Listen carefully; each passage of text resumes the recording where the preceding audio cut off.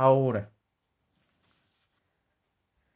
si x es menor que 0, entonces vamos a definir justamente s, vamos a llamarlo como menos 1 entre x. Entonces, s, como x es menor que 0, s va a ser mayor que 0 y esto es menor que e, digamos, a la s, que es igual a e a la menos 1 entre x. Entonces, esto implica que 0 es menor que e a la 1 entre x, que a su vez es menor que menos x. ¿Por qué? Nótese que de aquí estamos diciendo que 0 es menor que menos 1 entre x, o sea, sabemos que menos 1 entre x es mayor que 0 porque x es menor que 0, y esto es más chico que e a la menos 1 entre x, pero esto es 1 entre e a la 1 entre x. Podemos multiplicar por menos x, que sabemos que es mayor que 0, entonces 1 es menor que menos x entre e a la 1 entre x, y entonces multiplicando por e a la 1 entre x tenemos que e a la 1 entre x es más chico que menos x. Es por eso que obtenemos esta desigualdad. Y esto de hecho es ya cierto con x menor que 0. Ojo, estamos tomando x menor que 0. Entonces, si x tiende a 0, por lo tanto, el límite cuando x tiende a 0 por la izquierda de f de x va a ser 0. Ahora, hagamos otro ejemplo. Considérense la función signum.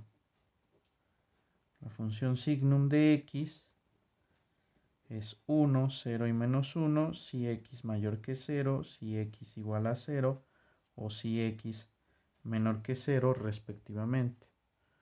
Entonces, el límite cuando x tiende a 0 por la derecha de la función signum de x es 1 y el límite cuando x tiende a 0 por la izquierda de la función signum de x pues es menos 1.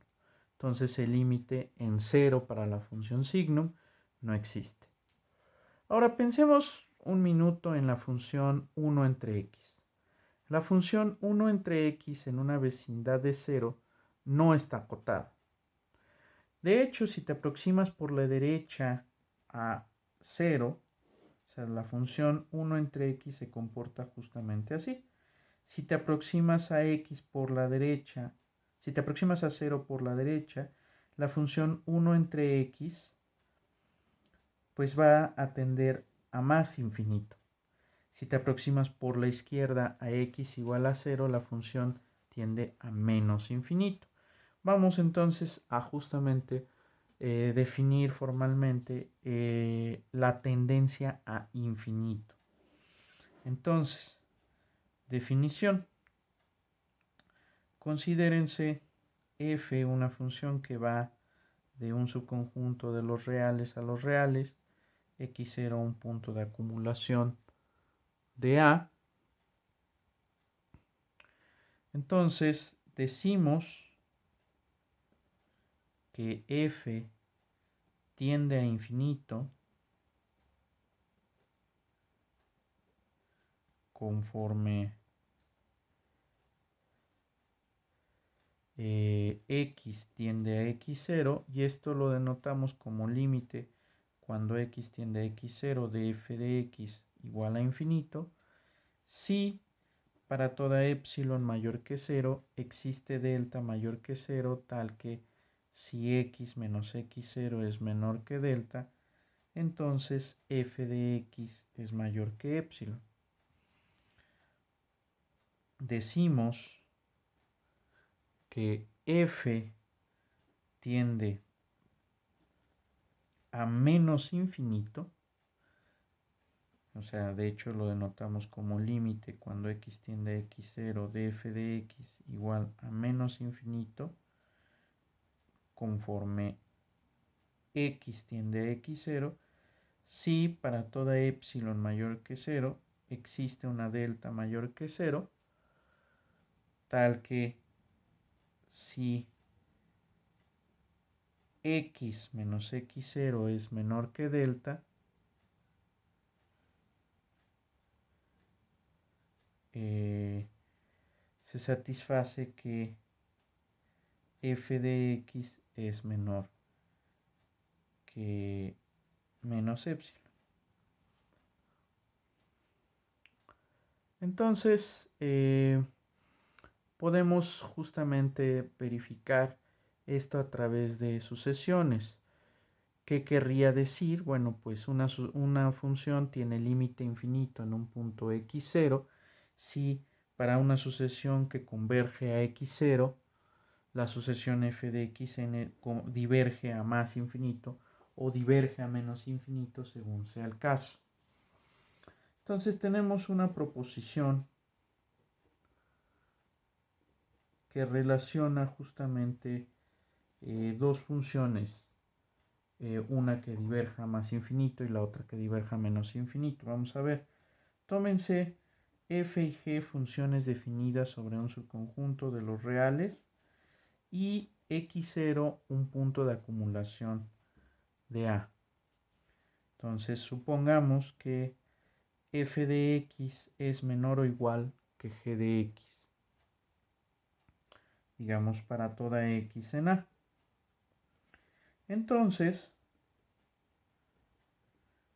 si el límite cuando x tiende a x0 de f de x es infinito, forzosamente el límite cuando x tiende a x0 de g de x es infinito.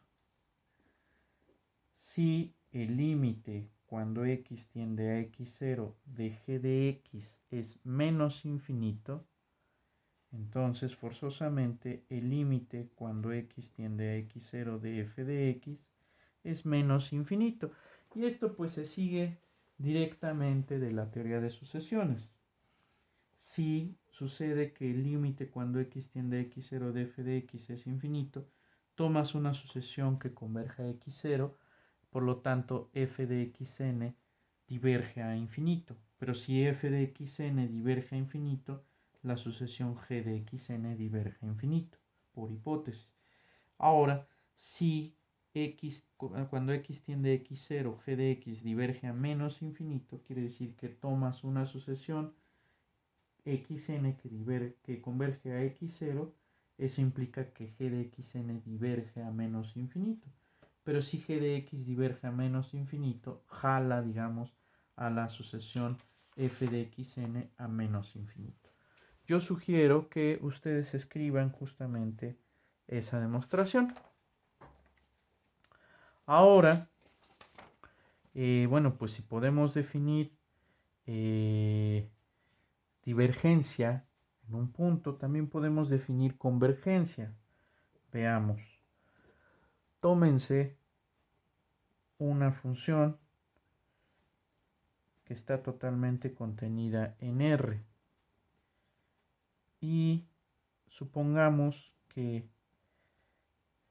bueno, aquí sea una función, y supongamos que A, infinito está contenida, no propiamente, en A, para alguna A en los números reales.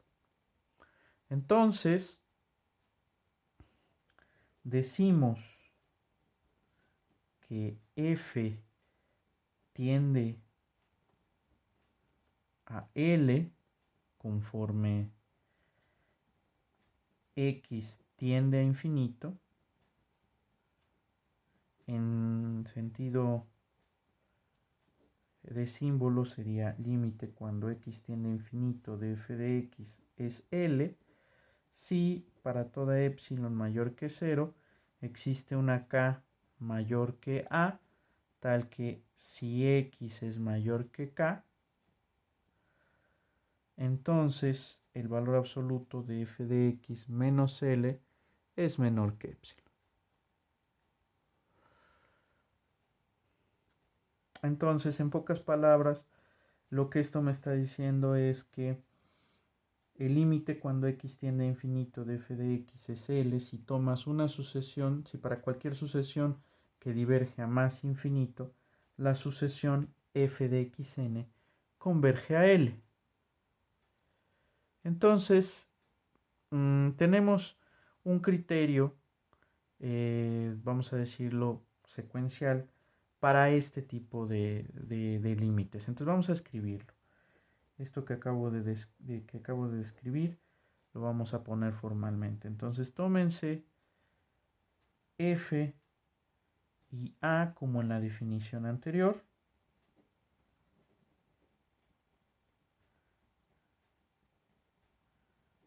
Entonces el límite cuando x tiende a infinito de f de x es igual a L, si solamente si para toda sucesión contenida en A intersección A infinito, tal que xn diverge a infinito, se cumple que f de xn converge a la sucesión L. Veamos algunos ejemplos. Entonces, ejemplos. Tómense f de x que sea igual a 1 entre x. Si xn converge a infinito, entonces sabemos que por la teoría de sucesiones 1 entre xn converge a x0. De hecho, si ustedes ponen valor absoluto, pero bueno, estamos tomando xn tendiendo a infinito, entonces podemos considerar lo siguiente. Entonces, por lo tanto, el límite cuando x tiende a infinito de f de x es 0. Vamos a ponerle valor absoluto para no confundirnos. De hecho, para cualquier sucesión que tienda a infinito se satisface eso. Ahora, fíjense que si toman f de x como 1 entre x al cuadrado, si 1 es menor que x, forzosamente x es menor que x al cuadrado, y eso implica que 1 entre x es mayor que 1 entre x al cuadrado, que es mayor que 0. Entonces, cuando x tiende a infinito, esto se va a 0. Por lo tanto, el límite cuando x tiende a infinito de 1 entre x al cuadrado, pues también es 0. Entonces, ya para finalizar justamente la descripción en infinito, faltaría demostrar, o más bien enunciar, la definición para el caso de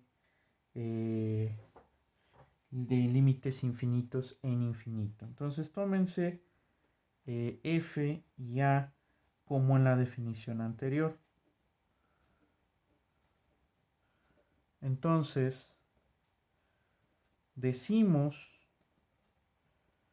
que f tiende a infinito conforme,